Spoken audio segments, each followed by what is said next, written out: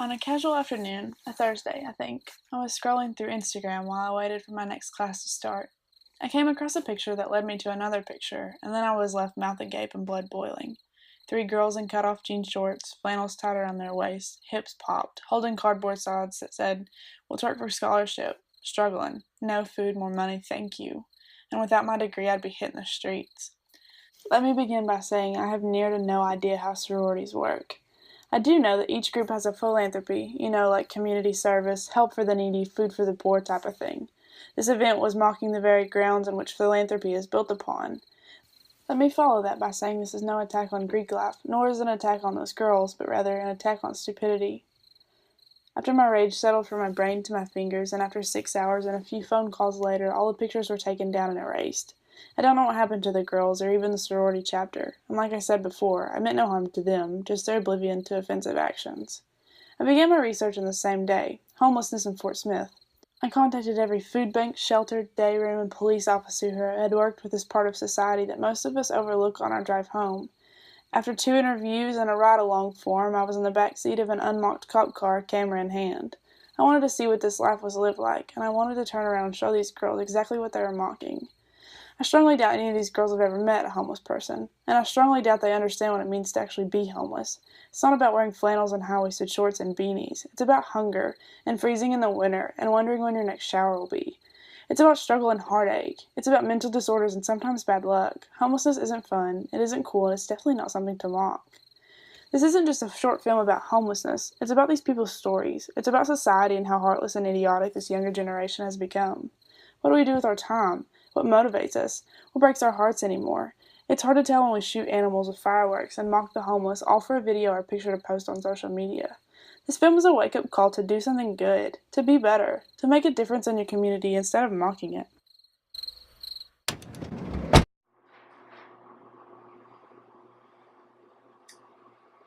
Um, Number one, I don't I don't believe that these two people are actually struggling because if you look, neither one of them are dirty.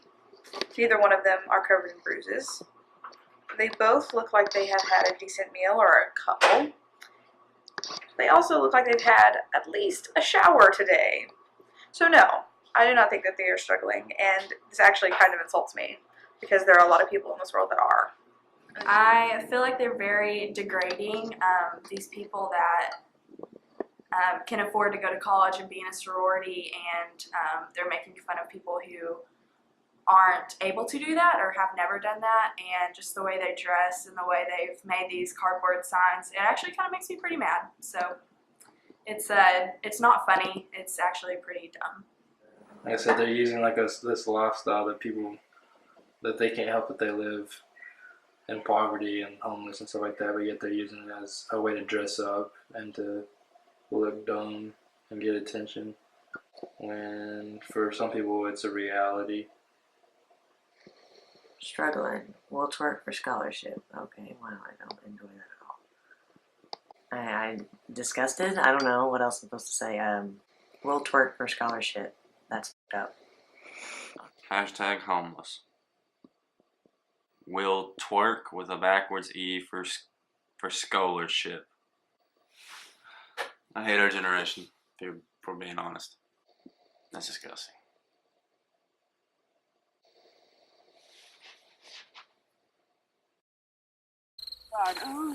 You should videotape this whole thing. It's kind of cool. My name is Doug Brooks. I'm a sergeant with the Fort Smith Police Department. I have two officers that do what's called nuisance abatement. Now, part of their job, they also deal with our homeless population quite often. We do have a fairly significant homeless population. And when I say homeless, some of it is people trying to get back on their feet. You have people that are wanting to get a job and are just down on their luck, and maybe haven't had all the best life opportunities, and they want to get back into, and I hate to say mainstream society, but they want to get a job and get a home and have a normal life. But you also have a lot of mental issues in that part of in that part of society. Then you also have what we call our pseudo homeless.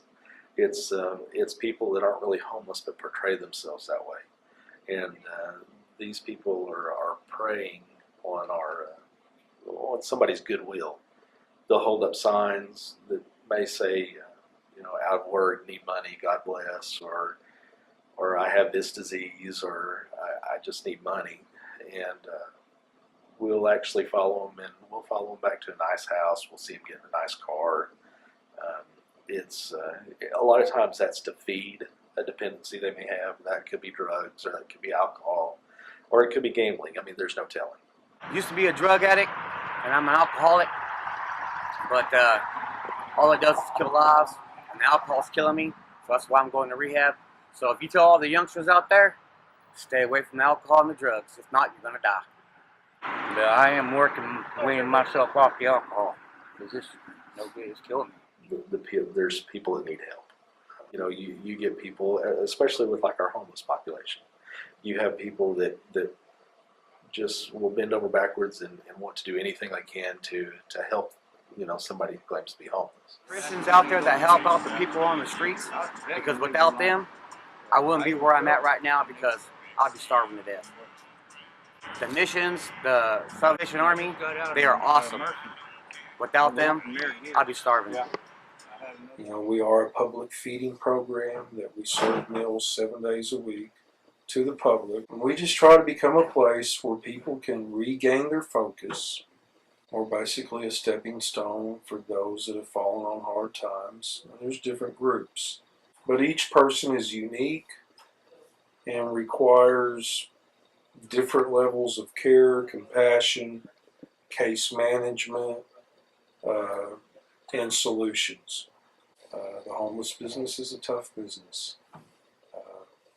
You have to truly have a heart that is in touch, connected, and have a burden for the people. Get out and see the world, see what things are really like. Don't rely on the media, whether it be liberal media or conservative media, to give you all your news and information. Actually get out in the world and see things. Get out in the community and actually see the issues. How long have you been down here, sir? About a year. About a year. Where are you from? I'm from around here, but originally from Oklahoma, around Muskogee. And what brought you down here specifically? Just out of job right now. Job situation and transportation, getting to the jobs is the thing. What's your next step? Get a job and get back on my feet. Yeah. And if you had any advice to give to, like the younger generation, or if you were going to say anything to us, what would you say? Like life advice. It doesn't have to be about homelessness. Well, a lot of it is that a lot of people take their jobs for granted. Cherish your jobs, because I've done that and quit a job and then can't pay your rent or your bills, or it's a lot of people don't realize how close they are to the being homeless. I lost my job with some medical issues, and so my last check was 2 weeks ago. Check stubs are there. She worked at Burger King for a couple of years, and she lost her job a month or two back. So we've been looking this past week. So just trying to make ends meet down here, and don't have room or money for a motel room. Family members are, kind of shying away, and just no other choice. This is where we live, and I've been cleaning it up best I can. Trying not to start no trouble. Where are Brenda? Brenda went to a woman's shelter. She couldn't stand it down here because people drink and she don't drink. Straight. Sit. Nah. Hello, baby. Pay attention. Pay attention. Outside. You know it. You're right. That road fight came all the way from Texas. They're good. Got it. Yeah. You like the clothes on too much. You like Oh, yeah. Yeah. I haven't seen They're good them. people. And we stick together and we all get along, so that's good. Yeah. anytime I've been lonely or just out here on the streets, I come back here and we're like families. You know, don't give in to your feelings of addictions and alcoholisms and things, and just just pursue something in life, because it gets lonely out here, and I wish I would have done something different. And now I have nothing.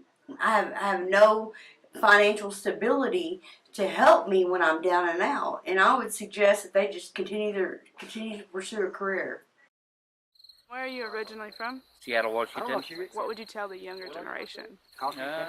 Save your money and save what you can, and make sure you have a tarp, a big tarp for your tent. If you come down and you need to have tarps, it's kind of hard to. My name is Wanda Lynch Weaver. I am from Fontana, California. My grandfather was a coal miner in Coal Hill, Arkansas in 1929. My father got sick. My mother was an idiot, as I am. But I'm trying to stay out of trouble, but I heard Mr. Tony. We'll check.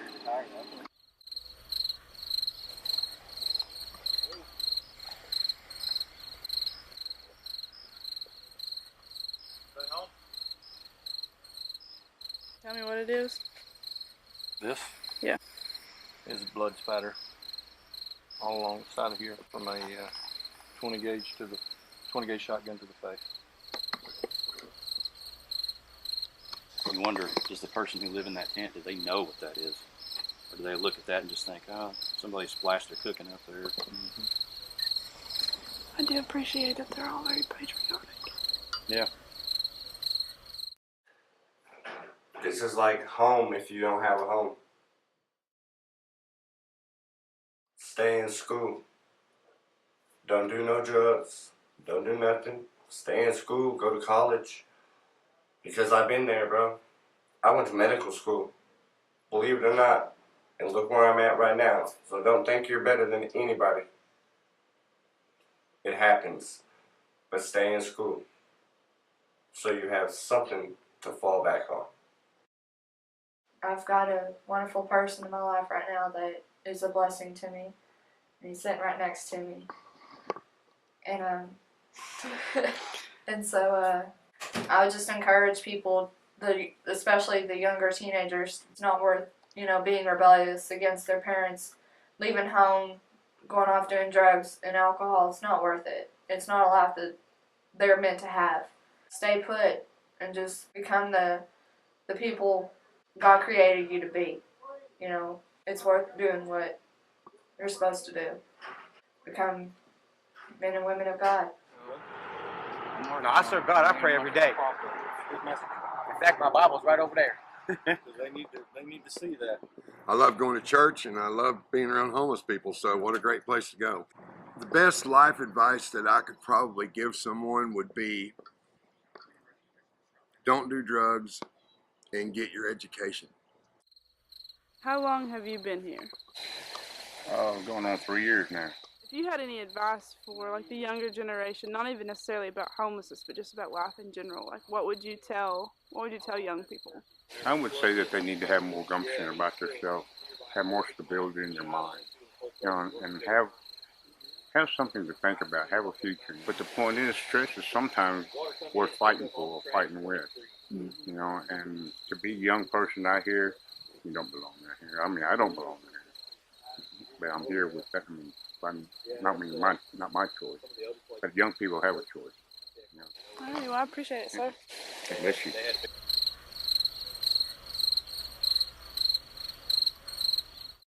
At the end of the day, I step back and I really have to thank God for what I have. This was a humbling experience. You see, after a month of trekking through the woods, I have met people oppressed by hunger, cold, heat, mosquitoes, joblessness, and at the root of all those things, homelessness.